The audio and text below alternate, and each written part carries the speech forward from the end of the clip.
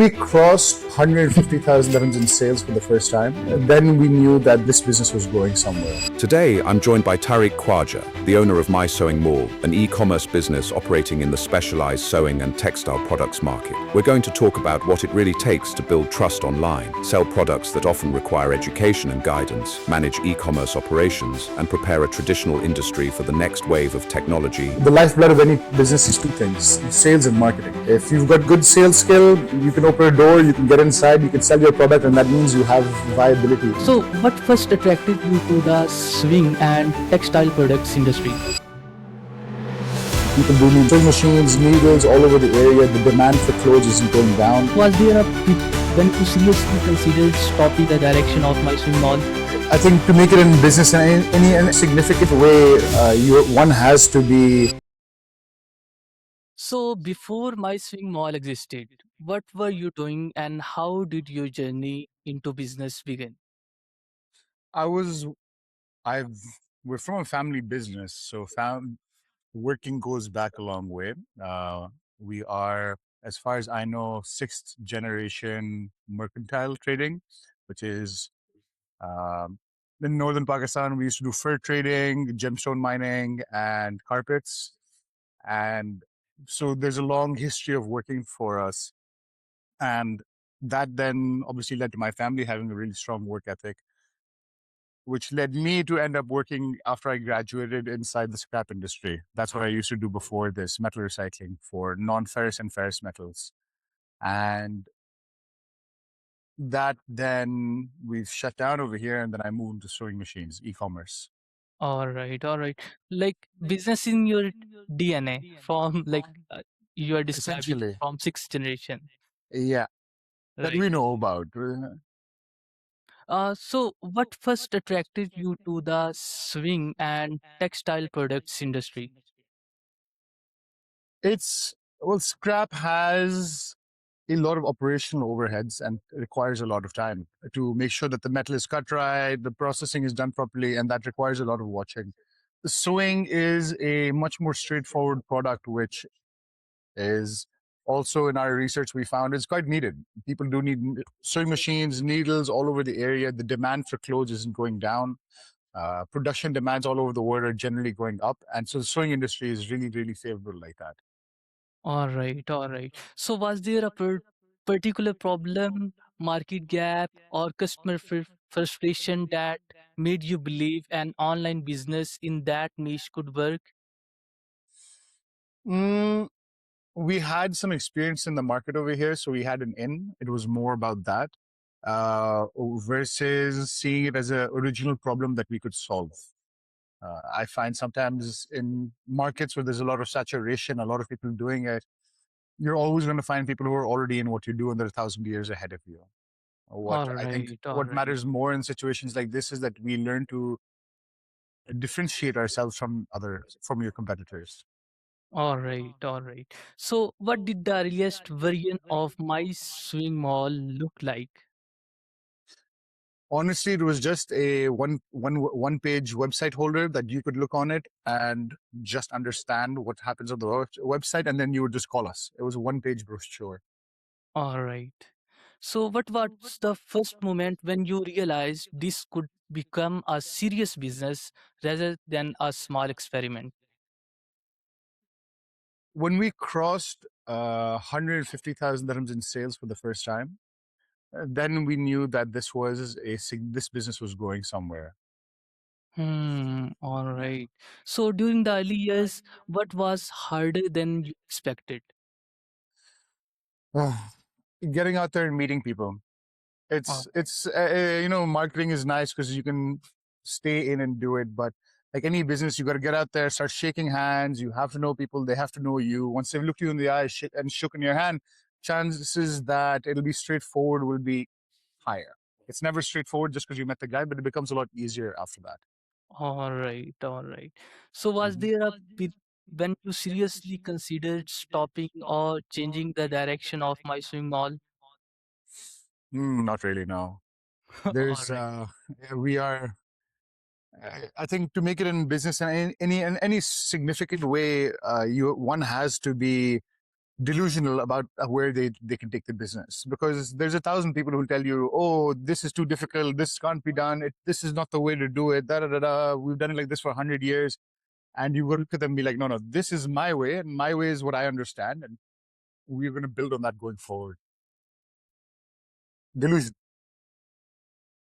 All right. So, which personal skill help you most as a founder? Sales, product knowledge, relationships, persistence, or something else? Sales. In Sales. a really large way, sales, because the lifeblood of any business is two things: sales and marketing. If you've got good sales skill, you can open a door, you can get inside, you can sell your product, and that means you have viability. Now, whether that model will scale is different, but sales is definitely my go-to skill. All right. So, sewing machines and related products are very different from ordinary impulse purchase e-commerce Mm. products. What makes the category unique? It's like a like in scrap, where what happens is you have price fluctuations go up and down, but ultimately it's a product that's always needed. Those are the best kind of products. If scrap metal doesn't go away, sewing machines are needed. People are going to wear clothes. People are not going to stop designing. High fashion, high culture is not going to disappear. Uh, and these are always better industries to look at because they're saturated, definitely. But if you can find an edge, then it can take you somewhere. All right. So, how much product education does a customer typically need before buying a sewing machine or specialized equipment? So I believe I follow the IDA guidelines, and most of our customers know what they're looking for because that's what they're targeted towards. Education for a first-time customer, teaching them sewing and going from zero to all the way up to hero. It's not something we're able to facilitate, but it's there. People do show up, but we need to have some level of grounding and background in it to enter into sewing a little bit better. All right. All right. Sounds good. So, what questions do customers repeatedly ask before they feel confident enough to purchase? Whether we can get a 10% discount, can I get 15% off the top, can I get 20% off the top, can you give me a lifetime of free servicing, can you give me this and this, because our customers know what they want, and we find that most of our customers are very happy once they've felt the MySewingMall difference. They have a tendency to come back to us because we save them that much on having to deal with the market. Like customer want to make their life easier and easier, and they expect from you to make their life easy in some or Hmm. what way, right? Exactly. So, how do you sell a technical or high consideration product online when many customers would traditionally want an in store demonstration? Seeing is believing. It's there's a lot of companies out there in the world who sell fabric. Now, most people who want to buy fabric want to touch it, and that's what gives them the idea of how quality is, how thick it is, what material. And so we can try and replicate that through videos, calling, photos, and production manuals, where someone can look at the high end of machine, a high ticket item, and say that I completely understand what this machine does, and I trust the company enough to buy it. All Lots of right. photos, lots of videos. Hmm. So, in your market, what matters most? Price, brand reputation, product knowledge, after sales support, or availability? Hmm, all of the above. The Middle East has high demand and has demanding customers as well. So we generally go for a mix of all three. Excellent customer service. Our machines have warranties. We service all of them. We take care of our customers from end to end, and we don't lose touch with them. All right. So, how different are the needs of a beginner, a hobbyist, a professional tailor, and a commercial buyer? It's about scale. A hobbyist is more likely going to maybe sew a little shirt together, put a few things over here and there. A professional home store is more likely doing the clothes for them, stitching up their kids' stuff, their families, houses, and more traditional things like that. And then for a tailoring shop, it's also a lot different because then you have multiple people doing multiple steps, depending on the scale of the shop itself. And then it's not just sewing; it's also you can think of wind sails for the yachts and stuff. We sell machines to them as well. For oil and gas work, for technical materials, we then have machinery that also helps them work with thicker fabrics that require more punching power through it. And yeah, All right. So, how do you help a customer choose the correct machine without overwhelming them with technical specifications? we've built several tools on the back end which have a comprehensive database of all the information. And as a customer is able to tell us what their needs are, we are then able to look inside that register and match them with a machine of their suiting. All right. All Yeah. right. So, what are the biggest misconceptions customers have about sewing machines or sewing equipment? Mm, biggest misconception.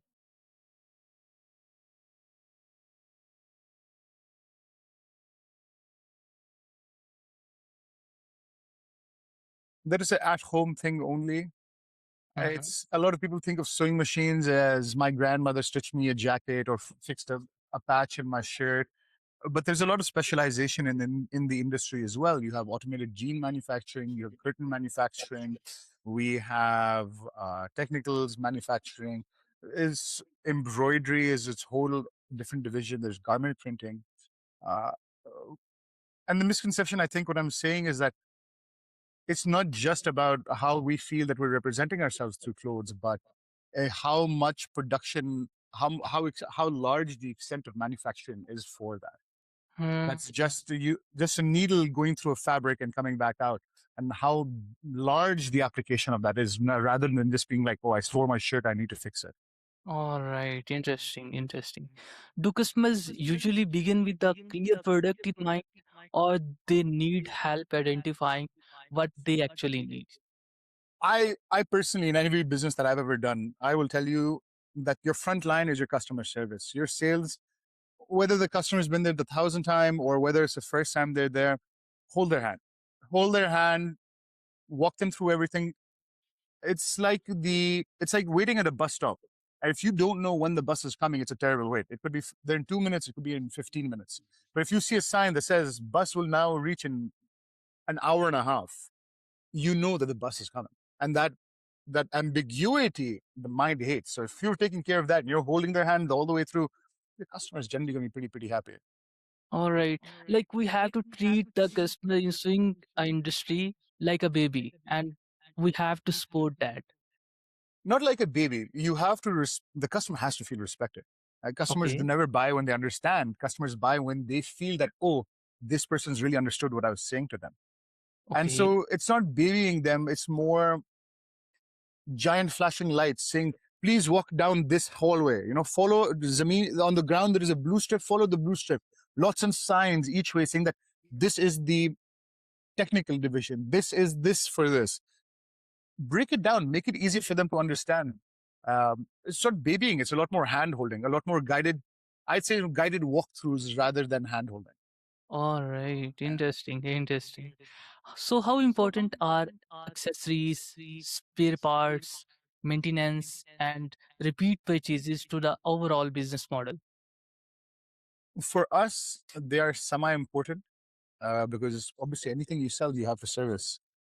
And you can't really escape that. It's a machine, and the machine always needs moving parts. It's always going to have things that break down, and it's a core part of our strategy to make sure that anything we sell, we also provide the parts and servicing for downstream. All right. Is customer education merely a pre-sale activity, or does it continue long after the purchase?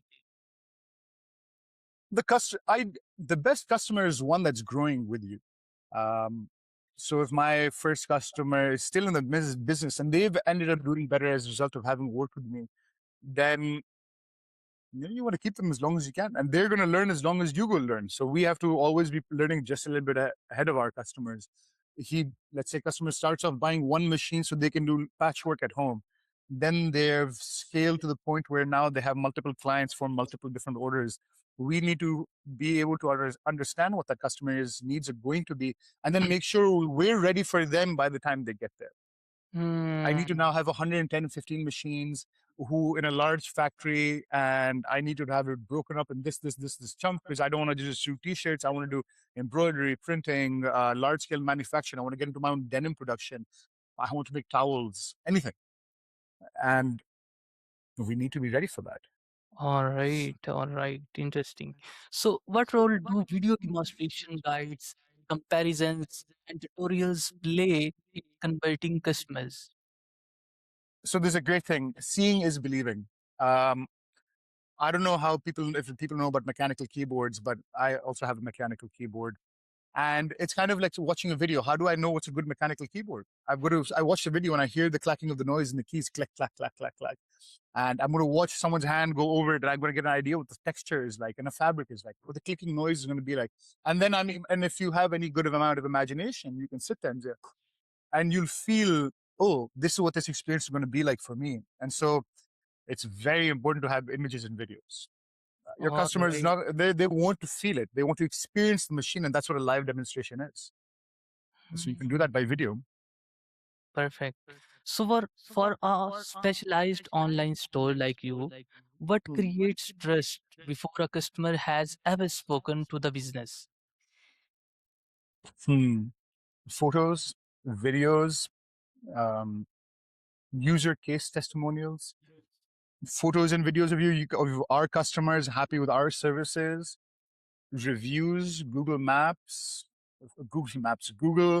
Facebook, Instagram, regular posting, domain expertise, when your business was set up. These are combinations of effects that come together to give your business the feeling of being honest. And we've been lucky in our time that we also have great clients. We've sold to Louis Vuitton, we've sold to Brioni, we've sold to Majid Fatem, the Jumeirah Hotel Group, and that then also helps schools, universities, and that then also helps us because people have worked with us in the past. All right. So what I understand is basically the biggest role playing is basically the organic trust that we do on social media or any platform that we are in the feed of our customers, right? Exactly. All It's the right. fastest way. How will your customer know who you are, what you're going to do for them without seeing it first? All right. All right. So what is the biggest reason a qualified customer delays or abandons a purchase?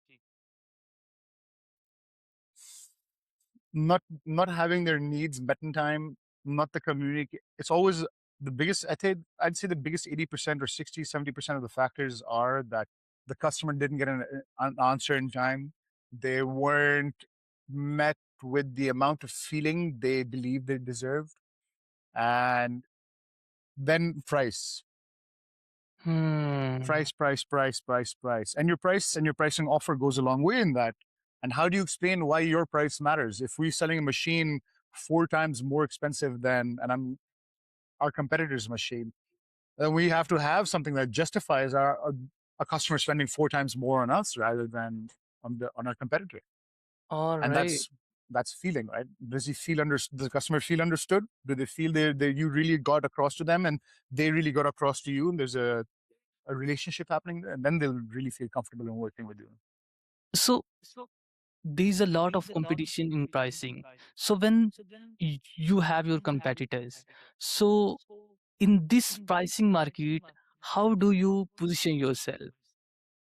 Like on value based, on pricing, or how you compete with the market? Is differentiation. Um, Now, it's important to understand that there's two types of differentiation. There's statistical and there's qualitative and there's quantitative. Now, quantitatively, we can say, oh, can I meet a better price? In some fields, yes. In some fields, no. Can you do something differently? Sure, but it's always going to be a saturated market.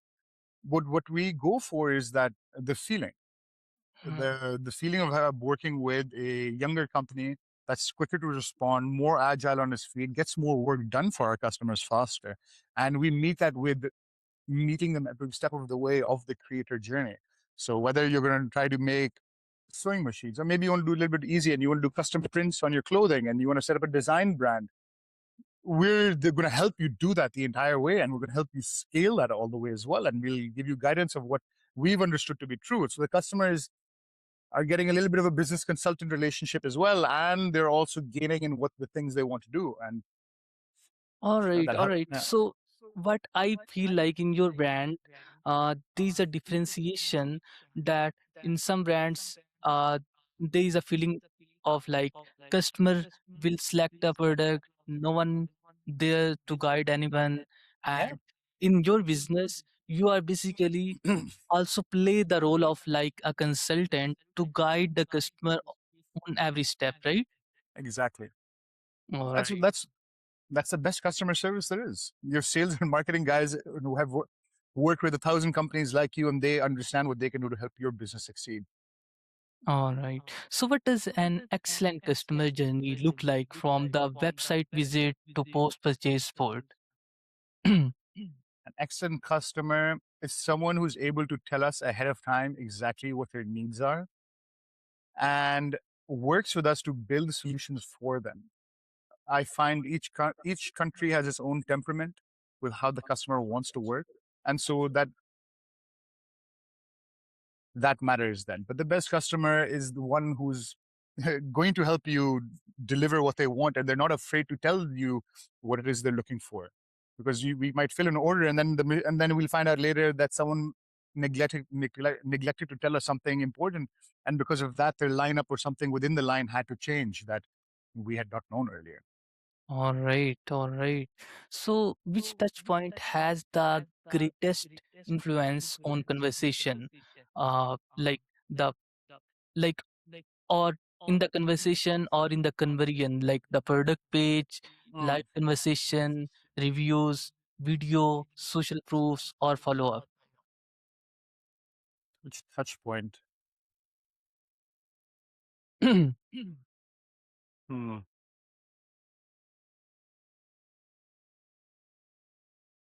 I do think it's just the hand holding. A guided walkthrough is always better for business than a lack of information. We at My Sewing Mall always want to reduce the amount of ambiguity or any kind of concern the customer is going to have, and we want to do that in the fastest time as possible. And so Oh, even we get messages from not customers, just people from in different parts of the world, Africa, Bangladesh, uh, Saudi Arabia, many places, and we still help them even if we can't provide servicing or sell spare parts or do something for them. We're still there to help them have a great experience within the world of sewing. all right, all right. Right? So, how important is fast response time when a customer is doing window shopping? It's the most important. Okay. It's like test driving a car. You've got to see yourself in that car. I want to know what it's like to be hand on the steering wheel, flooring the engine, going down all the way. I'm seeing myself doing it. And that's how a lot of people approach any machine or buy. How are they going to see the customers doing it? Or how are they going to have their technicians using it or their tailors doing it? And depending where they are in the journey, we're going to help them get that feeling of this is the thing that I want that meets my requirements is a good price. And I know that after I have it, I'm not going to have issues down the line where I can't get the machine service or something's broken or something like that. All right. I personally feel like when I go to e-commerce stores website and I place the order or started the conversation, and if the uh, team of that brand isn't responding to me, I'm feeling like I'm ignored, right? Yeah. Yeah. Hmm. It happens. Nobody. I want to have an answer today. I don't want to have to wait 14 hours to get a maybe answer that sounds unprofessional. I don't want to get an answer being like, "Oh, hi, listen, I need help with this, this, this. Is this something you can do for me?" And then 12 hours later, I get a message, "Hello, sir. How can I help you?" That's not great. That's terrible. I'm leaving money on the table. Why? That customer needs help. All right. We can respond quickly. We can get an answer to them, and even if we can't help them buy something, we can still help them get a little bit further in their journey. All right. So, what have you learned about handling customers who ask many questions but are not yet ready to buy? Don't get mad. Don't place an expectation. As a business owner, I never place an expectation on the customer of what I need them to do for me. You need 25 minutes of asking me questions, being walked through something, having product descriptions, specifications, the books sent to you will help you do that. Um, I can't say, but we are working for with a larger multinational in based out of the UAE, and they have very high requirements of all the things they need for every step, every machine, every step of the way. And because we've been doing this for so long, we're able to meet it a lot more effectively. Hmm. All Customers right. need all the data, we're going to give it to them. Perfect. So, how do you distinguish between a customer who needs education and one who is simply price shopping? Quite the amount of questions they ask. A price person who knows what they want, they will just call you asking for a price. Hmm. Or at best, they'll ask you for a price of a sewing machine, and that tells us that like, hey, how much is a sewing machine? And that we know this person most likely doesn't really know anything about sewing machines. But a customer who knows the sewing machine is going to ask me, hey, can I get the Juki DDL 5550? And does it come with a full set? And do you do warranty and manufacturing as well? What's the price I can get? And they'll know immediately. All right. So, what is one simple change an e-commerce business can make to improve customer experience immediately? More photos, Okay. and explaining how your website and what it does for the customer. And you have to do that in the hero section, right? I find the biggest mistake a lot of e-commerce business owners make is they make a business store for themselves. That if they were a customer, how would they go about the e-commerce journey? And that's not the way. You're not doing the business for yourself. You're doing this business for customers, and your customer might know very little about it, or might be more knowledgeable than you in what they're looking for. And a good store is one that is able to walk someone from here to here while making sure that this guy never feels left out as well, or not nor that this guy feel, oh, I don't know what's happening over here. Like the one that is going to purchase, he must have the same experience as he has in the physical store. Yes. Okay. Yeah. All right. So, which part of the operation became difficult first time as the business grew? Customer inquiries, inventory, fulfillment, supplier coordination, returns, or team management? And all of it. If you're running a business, they're all challenges. I think there's a great saying: you can't be working on the business and be working in the business as well. Um, and that's something I build towards, that we have effective delegation throughout the business, where I then allows me to work on the business. Because if I'm working in the business, then my head isn't above the water; it's below the water. And if I can't see above the water, that means I don't have an idea of what's coming down the line. I need to be in the business, working on the business, so that I can have an idea of where I'm leading it and which direction we're headed towards. All right. So, what processes must be standardized in e-commerce niche specifically before an e-commerce company can scale safely? Logistics. O- Any company, e-commerce is going to come down to your logistics timing. Whether you're making clothes, whether you're selling prints, whether you're selling shoes, whether you're providing specialty coffee. Ultimately, it's about logistics and how quickly you're able to scale to meet demand. All right. So, up till now, what has been your most expensive operational lesson? Hmm. Be careful who you hire. Okay. The wrong person in your business will do a lot more damage than any machine or anything else can do. A wrong person can ruin your customers, long time customer relationships. The wrong employee can do a lot of damage to your business without you even finding out. It's I think hiring for an e-commerce business is the most important step. Your team is everything. You're a great team, you're gonna get the work of 1,000 people done. You have a bad team, it's gonna kill you a lot faster. All right.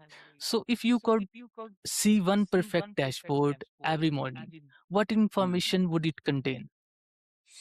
A perfect dashboard. Hmm. Employee data, not employee, customer data, buying metrics, understanding of the inflow and outflow through the country. What percentage of that we represent? What what amount of machines we have, which brands we represent.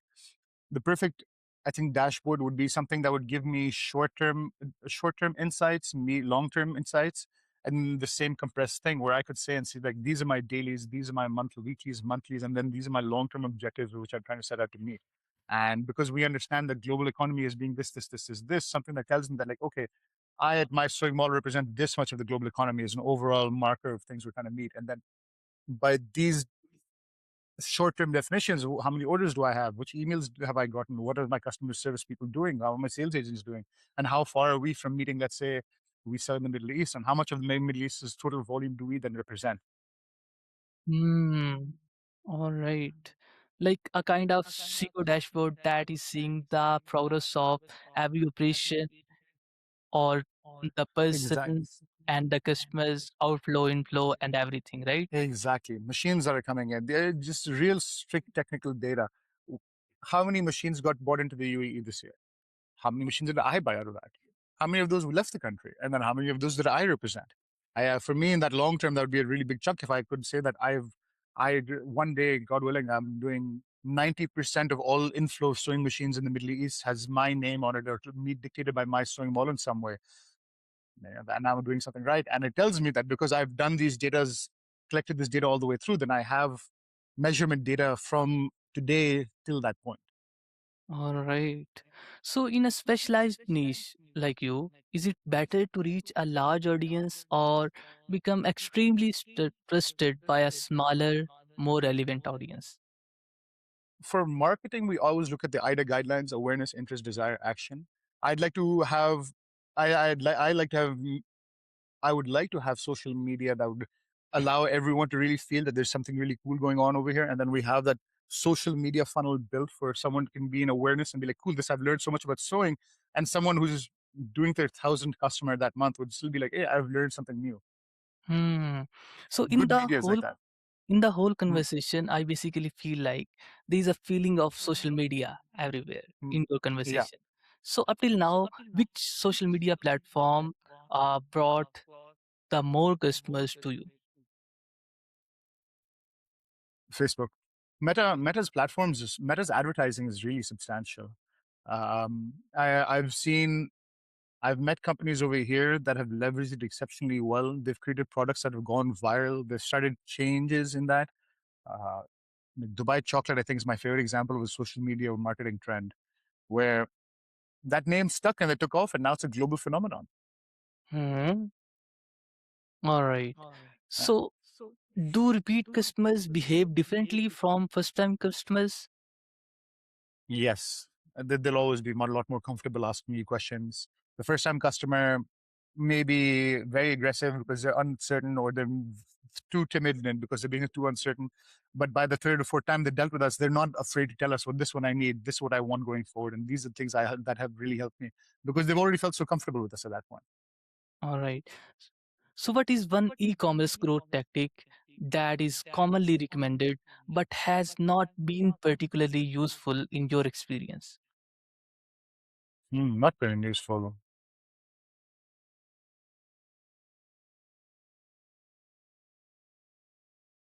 I I would like to bring Gen Z advertising into my business.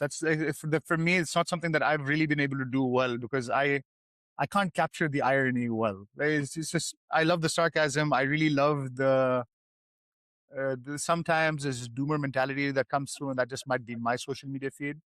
But I've not been able to leverage social media to capture Gen Z interest all that well, and that's something I really, really would like to do. All right. So, now we are going to basically uh, e commerce plus AI automation towards conversation. Okay. Okay. So, which parts of your business currently benefit most from technology or automation? So we set up a database with your help. That database we set up, I trained a Claude on it. I had it connect to my Learnify, and through that API switch, I was able to build a database with all the machines that we had, all the data we had gotten, and I was able to use that to basically train the conversation bot uh, on it to be able to reply, build answers and replies quickly. And what that does for us is that now when our customer agents are talking to a customer, they might have a technical question and customer service agent doesn't know. The AI provides a response that says like the customer's asked this and this are the answers they're looking for.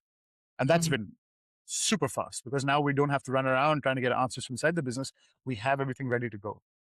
All right. So you are asking, like, basically you built an a kind of AI operating system in your business that has the complete knowledge of your business into a Our single products. place, and on the top of that you build automations in a way that every channel is basically treating the customers, right? Exactly. We're leveraging AI to basically provide faster responses to our customers about any queries they might have.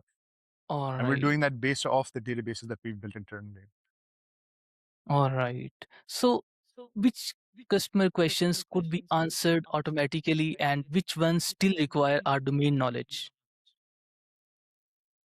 We can deal with light, let's say, easy to medium style questions of using AI, but things for very specific breakages, very specific problems, as in something's broken inside the engine and they're all they can hear is noise and the machines are stopped.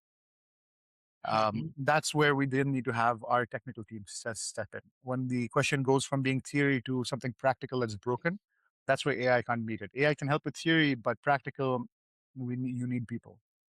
All right. So, do you see an opportunity to use AI to analyze customer inquiries and identify recurring products, website, or service problems? Yeah, we actively do that. We do use AI now to look at the kind of questions that we get in. We broadly intent match their intent, and we're able to provide answers and follow ups a lot faster through leveraging that for us. Hmm. So, in your experience, which matters more when adopting AI? Reducing cost, increasing response speed, improving accuracy, or delivering a better experience? We remember experiences a lot better. I think as people, we there might not be an overall experience is easier to remember rather than specifics. And just speaking from a customer service point of view, that's the best thing we can go for is to provide the customer with an experience which is very much unforgettable. It's not a standard, these guys are bored and they don't really care about me. It's something that they feel that like they're as involved in my success as I am involved in my success. Hmm. All right. So, for example, if an AI agent joined MySewingMall tomorrow as a digital team member, what Hmm. responsibility would you assign to it first? Mm, probably analysis of our trends to see what we can do better internally to facilitate exploration, purchase, and to have a better outreach program as a whole. The thing with AI, what I would use an AI employee is to effectively do more with less. No, Do more with less. do more with less. Okay. That's what an AI agent does. It's a force multiplier. That if before were doing the person of work of one job and I had to work across multiple fields, now with an AI I can extend that where I can have, let's say, that AI employee capture a lot of different things across multiple fields that allows me to come to faster decision making to do things better. And that's Hmm. something that I've seen really be really really useful in AI. All right. All right. So, uh, now we are moving towards next questions towards your leadership and decision making. So, how has your leadership style changed as the business has matured? I I'm a lot more available for my employees. Before when we started off, it was just a lot of running to get everything done as quickly as possible. Now we do things a little bit slower. We try to meet people. I try to be more involved in what my customers are doing. Try to meet them, reach out to them personally once in a while to see how they're doing, and that has then become much more relevant for me All right. because yeah, it's a customer experience, and we're selling an experience ultimately. Hmm. As earlier you mentioned that uh, hiring is the most important part. So, when hiring, do you prioritize industry knowledge, customer empathy, technical ability, or learning speed? Learning speed. Uh, Okay. we can we can teach people a lot of things, and we recognize that employees might not want to stay with one company for the rest of their lives, and that's no problem. But what we do look for is for one, a, are they trustworthy, and two, can we are they trustworthy, and do they trust themselves enough to be able to learn? If a quick learner is better than someone who has 15 years or 40 years of technical expertise, but is unable to see past their own biases. And that makes it more complicated for us then, because an older employee, someone who's got 60, 70, not 60, 70, but it might be in their late 50s or 60s, will be a lot slower to catch on to things rather than someone in their late 20s who's going to be a lot more open and accommodating of new ideas and insights. So Mm, learning is really fast. Open-mindedness, agreeableness, these matter a lot because you're going to see them day in, day out. You're going to work with them 5, 6, 7 days a week, even 12 hours a day, and they've got to be exactly. people that are capable of spending a lot of time around. All right. So, how do you preserve product knowledge as the team grows? Are you relying on the people's memory or using some sort of tools, or you, as you mentioned, that you built the AI operating system, right? So, how you preserve the product knowledge? Databases.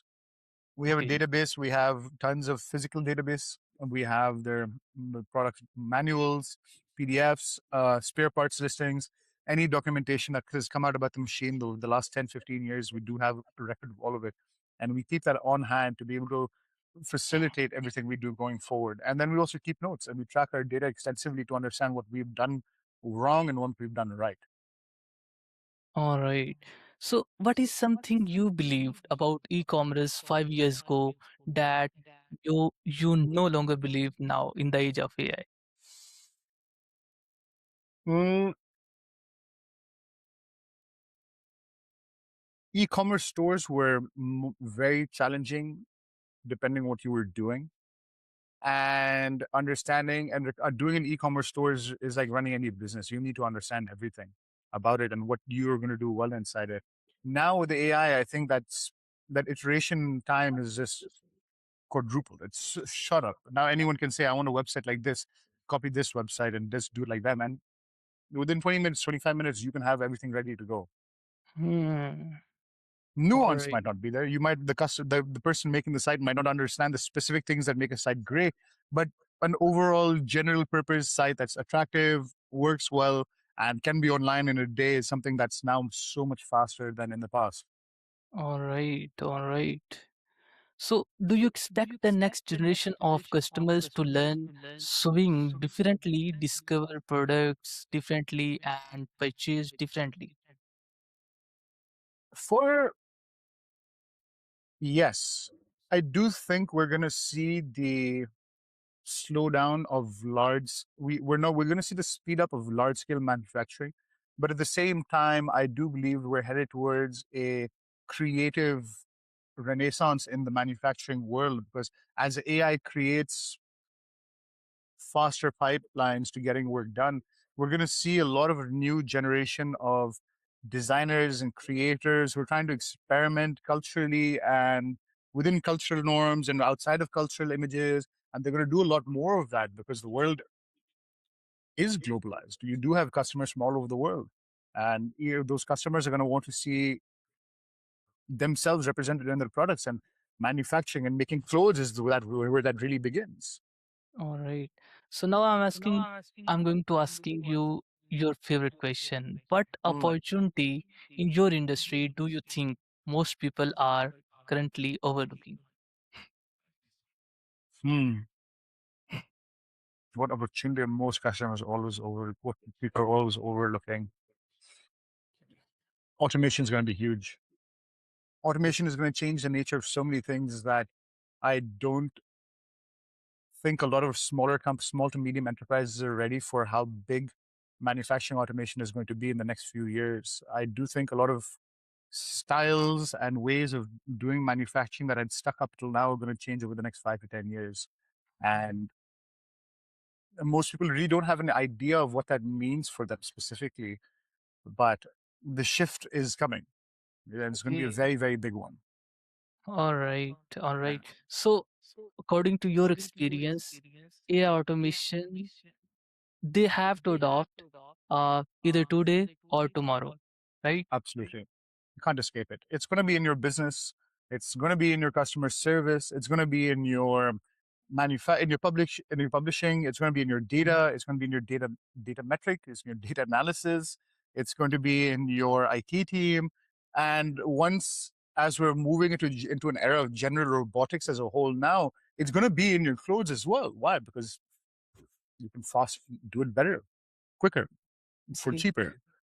So, Mr. Tariq, if you received 1,000 euros but could spend it only on operations and customer experience, not Hmm. advertising, where would you invest in? Hmm. I would probably just set up better targets for my customer service sales agents and my people to, as a reward mechanism, to help them do better with. If I give you 100 euros to 10 of my people, what are things that you guys want to do differently that you can think that will allow you to get more sales? And then anything generated from the sales, you get more earning potential as a whole. All right. So now we are going to move towards rapid fire questions. Okay. Sure. So marketplace or independent online store? Both. Both. Both. All right. Always both. Paid advertising or organic content? Paid advertising, Okay. Product page or product demonstration? quarter page, New customer acquisition or customer retention? customer retention, Broad catalog or specialist selection?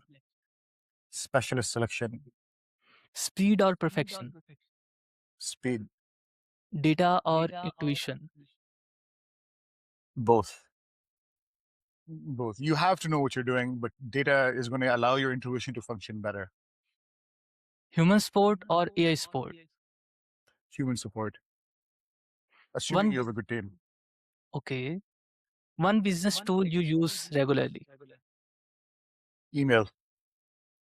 One book, podcast, or person that influenced your thinking. Robert Greene, the author of The Laws of Power or um, the Human Mastery, has been really, really influential. And it's not so much an outside thing, whereas it is just a perspective or different frames for a person to be able to think through about how they do things. One habit you would recommend to every founder. Go to the gym. Okay. One word that describes the future of e-commerce.